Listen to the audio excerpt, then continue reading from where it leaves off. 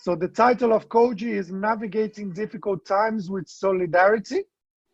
Let's face it, 2020 is not an easy year. Global warming, the pandemic, and a history of racial injustice.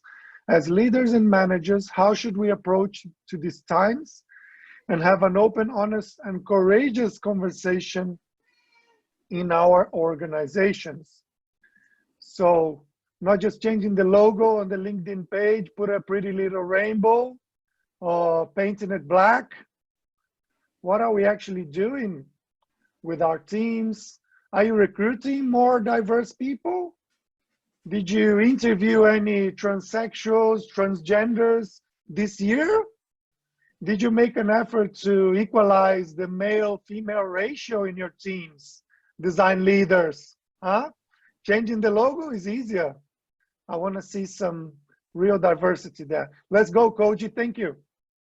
All right. Thank you so much. Can you all see my screen? Yep. Okay, cool. So the theme of my conversation is navigating difficult times, as Bernardo was saying.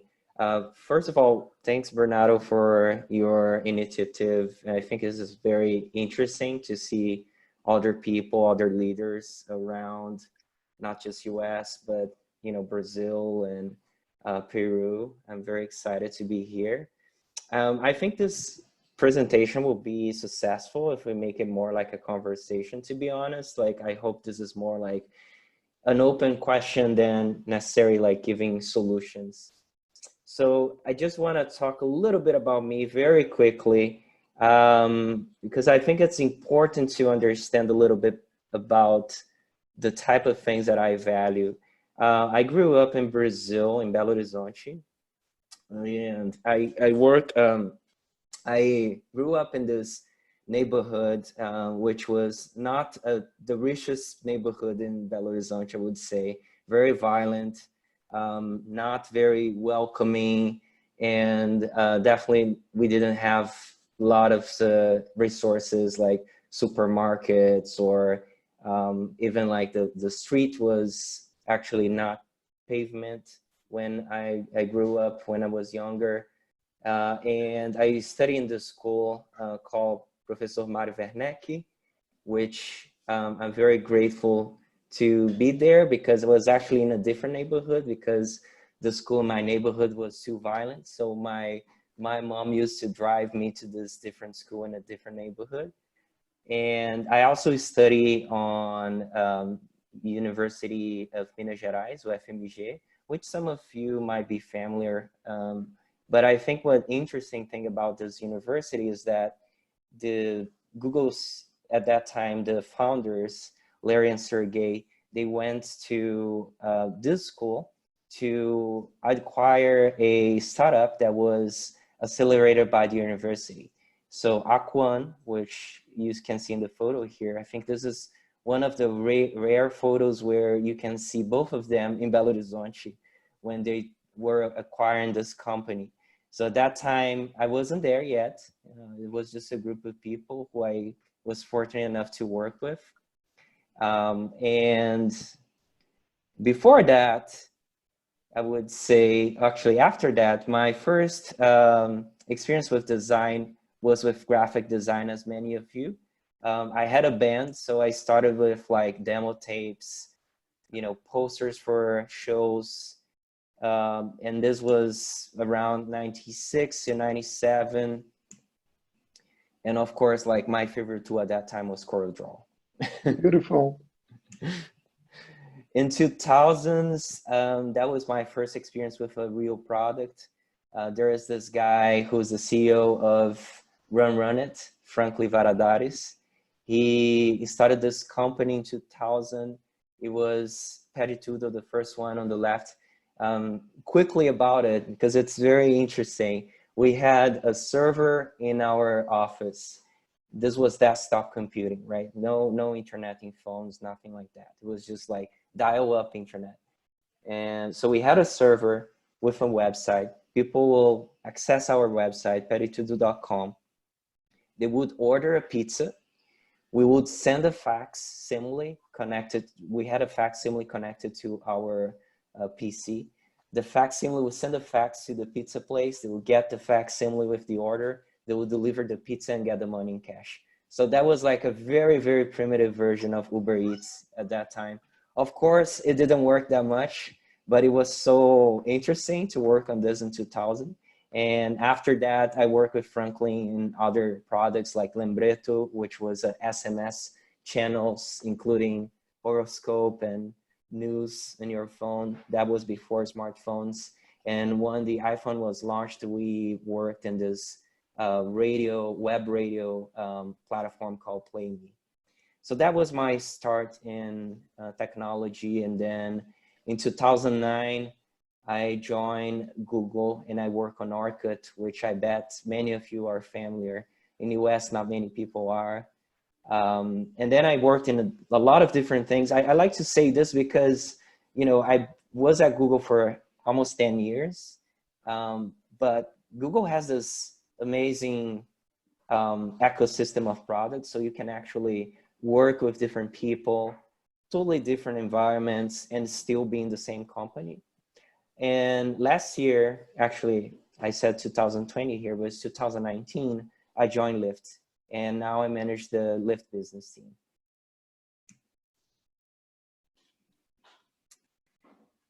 In 2014, I moved from Belo Horizonte to San Francisco, and that's where I am right now. And what I want to talk about today is, first is navigating difficult times. We all know that about the saying, user-centered design, but what I want to chat first is people-centered teams. I spent most of my career working as a designer, and in the past 3 years, I've been more focused on management. And I did learn a lot of things about this because I was like, okay, I really like design, but I feel that I have a lot to learn about people. And I'm gonna share a little bit of what I learned today, hopefully. So as a manager, my motto was like, I want to be able to bring my whole self to work. And I want to care and understand the people and the human beings that I have around me 8 hours a day.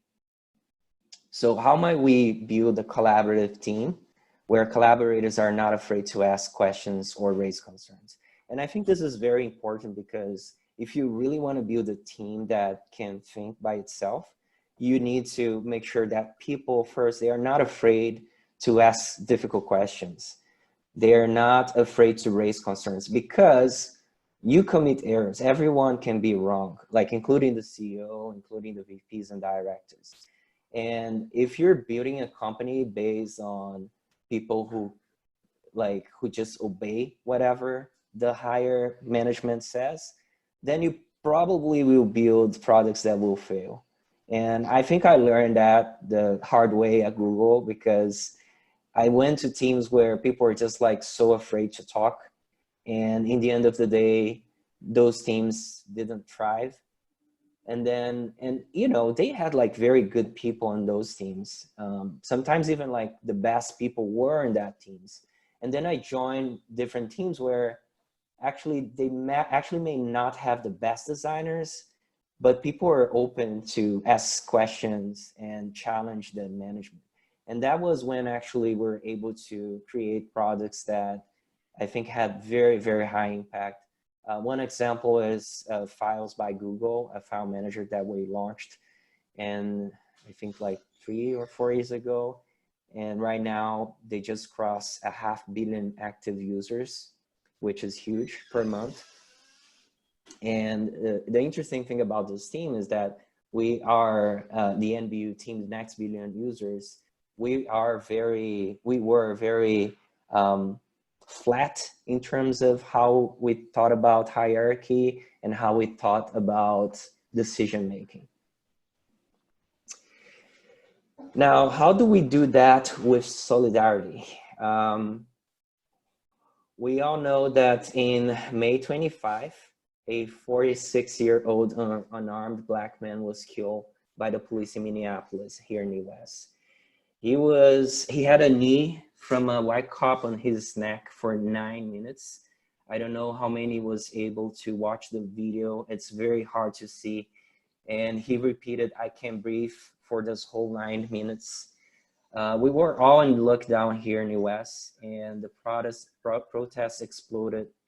And many others like him also, kind of face the same reality. In Brazil, we know that the cops and the police kills 4-5 times more than the US. And the police from Rio is one of the police that kills the most in the world. And unfortunately, it is the most dangerous country for trans people of color. So I think these are all like very, very hard things to digest, especially because we're all working from home and, without the physical and the eye-to-eye contact. And I think the first thing that I saw in LinkedIn and being shared across the professional circle, I would say, was this post from Shaneka on Medium. She was talking about exactly this, like, how do we come back to work right now, especially if you're a person of color, if you're Black in the West. And I also watched this video. I don't know how many of you follow Trevor Noah from The Daily Show. He's a comedian from South Africa, and he always have very interesting analysis about politics and technology, everything pretty much.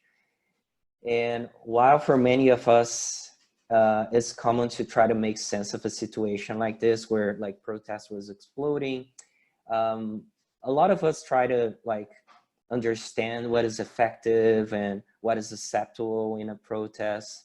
And it's interesting because it's bigger than that, right? It's like the social contract that we're supposed to have with the society was broken. So how actually you ask for people to be fair or to not break things if they are being broken by the society over and over. So I think he brought this very interesting analysis on the looting and the protest that was happening in the US at that time. One interesting resource that I also came across was this guide to Ugly Sheep. And out of that resource, there is a Google program manager who shared this deck called Jenna Butler, called Standing United to Fight Against Inequality, which is a very interesting one. I can definitely share the link too. And one of the things that those resources helped me a lot was like, okay, now how do I come back to work, especially as a Brazilian? Yes, I am a minority here, but I am definitely not the same. I don't have the same experience as a Black person who lives in the US. I don't have the same experience as a Muslim person who lives in the US. So how do we keep myself open to listen to people, and how do I interact and how I help? Because it's so easy to try to help and do the wrong thing. Like, for instance, there's a couple of examples here, which I don't want to go all over them. But I think it's very common for us to just come and say like, how can I help? What can I do? And sometimes what people need is just like, have the feeling that you are on their side and say like, I stand with you. I'm thinking of you. Do your research, bring these questions to your team and not just try to like ignore them. I think coming from Brazil, I felt that so many times I was at work and, people were just like ignoring the things that were happening in the world. So how do you actually like create connection and how do you actually build trust if you really don't care about what's happening with a specific group of people who work with you 8 hours per day, right? Like you can't ignore this. You have to bring, and you have to be courageous enough to open this conversation. How much time I have, Bernard? You got 7 minutes. Okay, cool, thank you. Yeah, I want to go quickly about this ones. One of the things that I did even before the protest was open this open mentorship to anyone, pretty much. Like people could just sign up in a form, in a Google form for 30 minutes mentorship. I definitely would also say to all of you, if you can donate some time to help people who are starting their careers to also try to do something similar. Right now there's websites, there's ADP list and UX coffee hours where they accept you to be listed there and you can help other people. And then the other thing that I did was like, okay, now that I'm having this awesome conversations with, you know, mentees and people in the industry, how can I actually open this conversation to even more people and maybe like even raise some money, right? So I started this Instagram called Cells and Pixels. Yesterday I had Luke Robelski, which many of you should know. He wrote 3 books about UX. He sold 2 companies, one to Twitter, one to Google. He's a very well-known person. He coined the term mobile first. And he was my mentor when I was at Google. So, you know, like mentorship is this awesome thing where you not only create this moment where you're helping someone, but you're actually making friends. And I think I consider Luke a friend forever. Like I can reach to him, he can reach to me. We have conversations, and I invited him to this talk, which I thought was very interesting. A lot of people sent questions. And during those talks, I'm also raising money. So every Tuesdays at 5 p.m. PST, if you guys want to follow up, that'll be great to have all of you there. So in general, I would like to say that leading design is more than pixels. It's the value you bring to people's life, and not only the users, right? Like the people inside your organization. How do you think about the people who you work with if you share this 8 hours per day? So thank you. I want to like have more discussions if we have time. Fantastic. Thank you, Koji. We got about 4 minutes for questions. Who's got questions for Koji?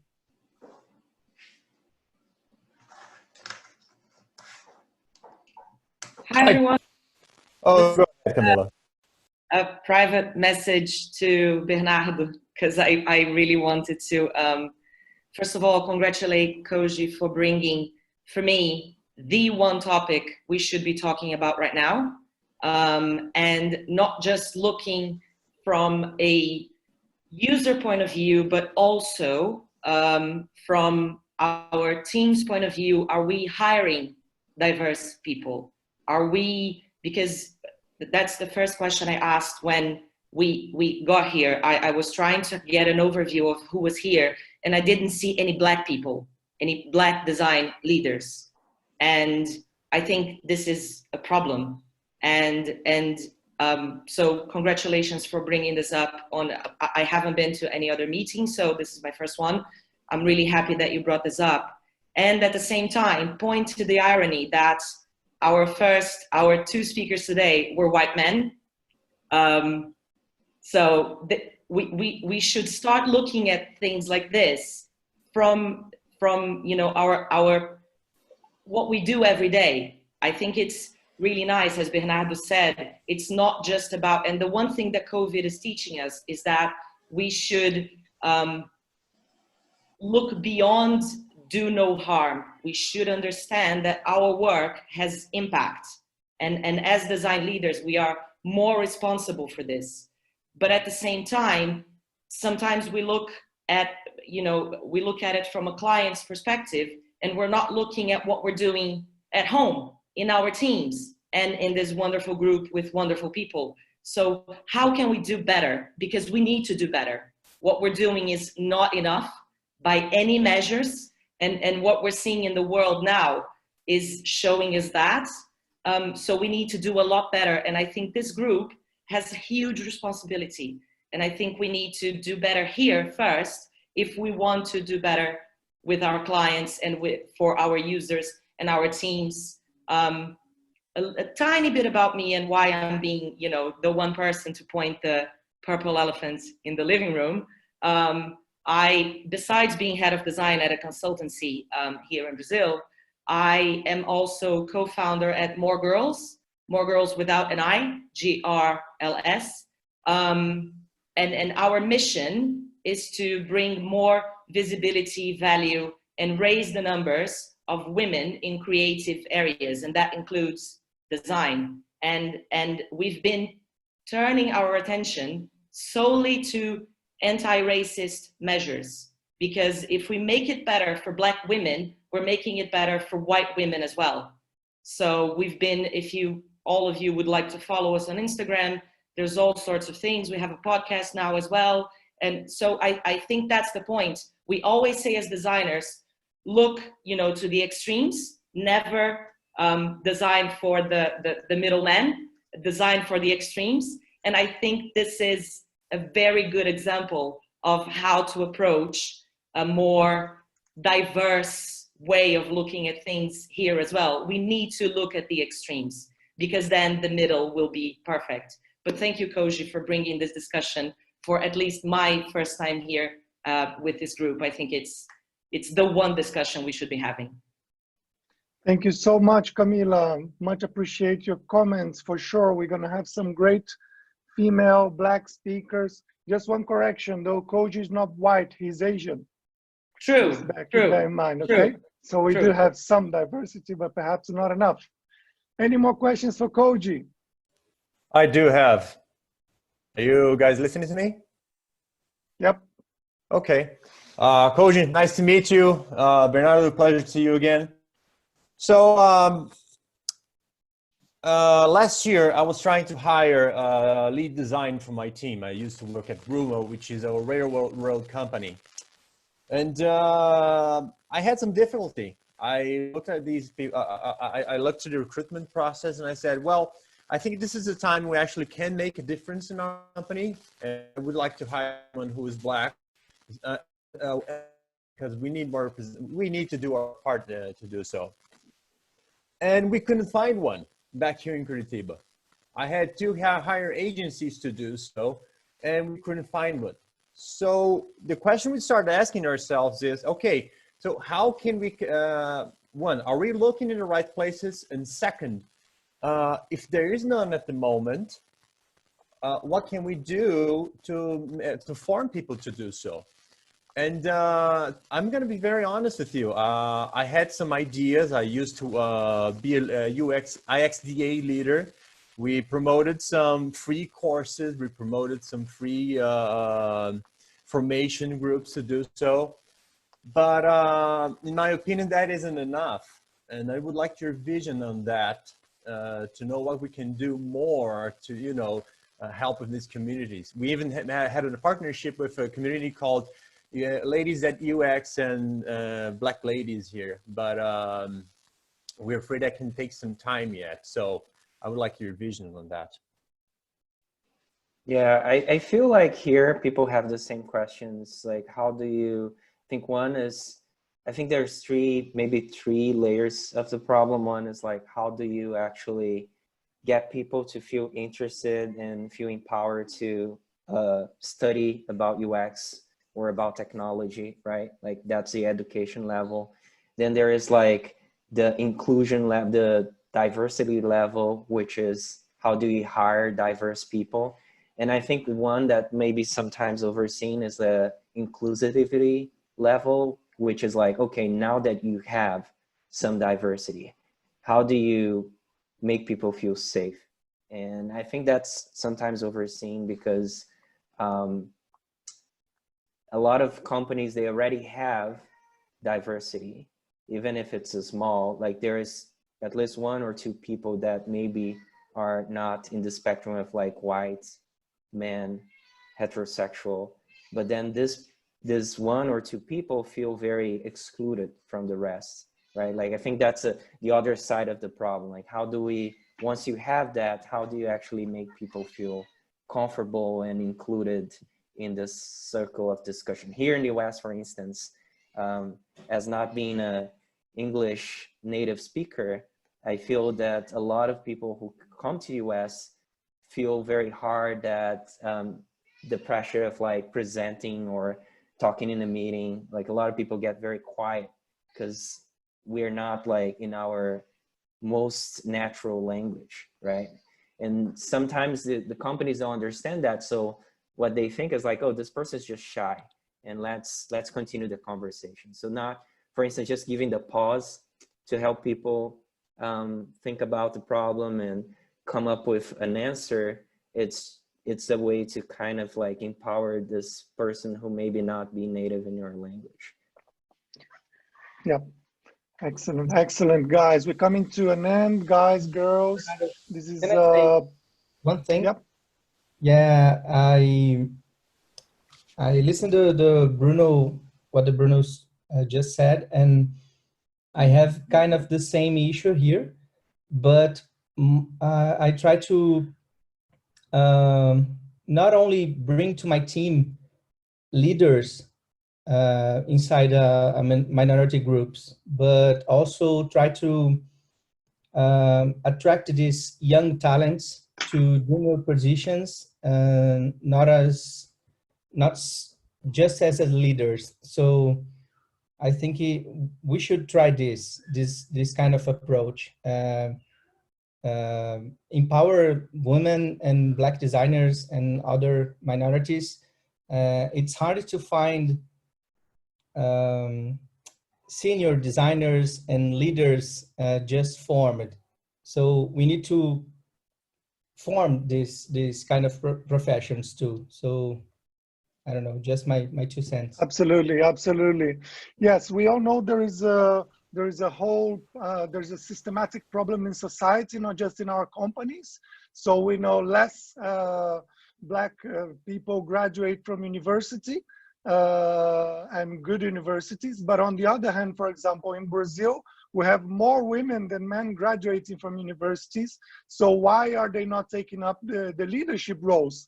So therefore, some issues are to do with society and with the whole educational system, but other issues are to do with the actual recruitment process being run by people who are suffering from biases. So if the leaders who are conducting the recruitment process and they're doing that in a way where they are allowing for their personal bias, even if inherently, even if without them knowing, are influencing their decisions, right? So there are a set of tools.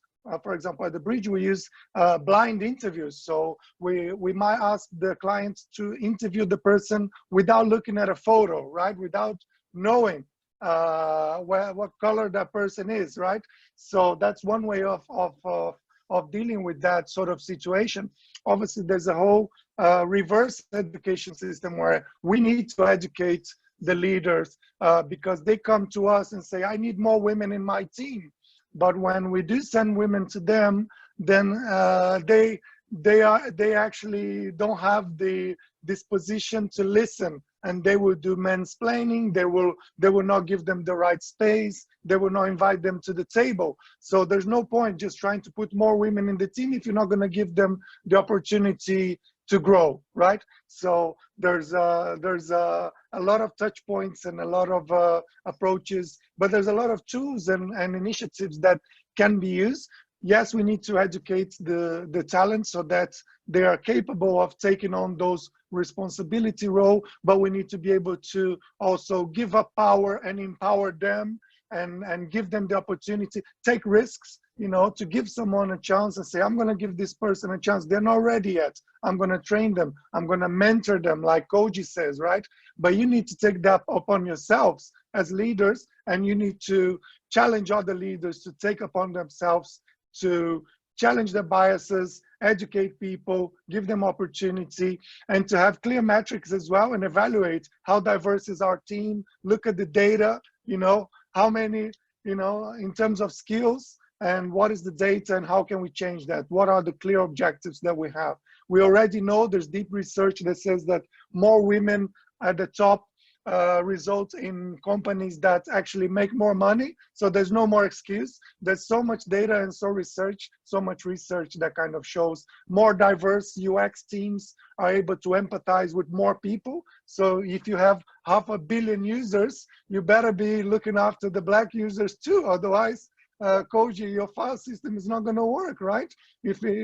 So everything we need to consider. We need to consider society as a whole, and it's in its multicolored diversity. So we, as a small company at the Bridge, we're always striving also to try and change that. Just this week, I shared a list of Black candidate CVs to Marcos. He's my witnesses, and we are interviewing them because we specifically want a Black person for this role as a project manager. If you know a Black project manager, transsexual, etc., send it to us. We're hiring, and make sure you guys also, when you post your jobs, that you make it clear that you're looking for diverse female or whatever kind of variety, flavor, and color that you need in your team, right? So that's it. We're a little bit over time. I want to say thank you so much, first of all, to Koji and Nicholas for your presentations. Thank you for making the time. Thank you to all our 80 and so participants. A lot of you were on your lunchtime. I didn't see anyone eating. So next time, bring your sandwiches. If it's a lunchtime, there's no worries. You can eat during the session. You can drink. If it's in the evening, bring beer and wine. Absolutely brilliant. If you do, you're going to get extra points. So Renato, we want everyone to be eating and drinking and enjoying the meeting. Yes, we're going to do more interactions. We're going to do group discussions in the next session. We're going to want to hear from you. We're going to empathize with you because we want to hear your feedback, your expectations, and what you think we can do to improve for the next time. So Alan is going to be in touch with you. We want your feedback, and we're going to make it better and better. All right. Thank you so much. Have a lovely day, and weekend is almost upon us. Stay safe.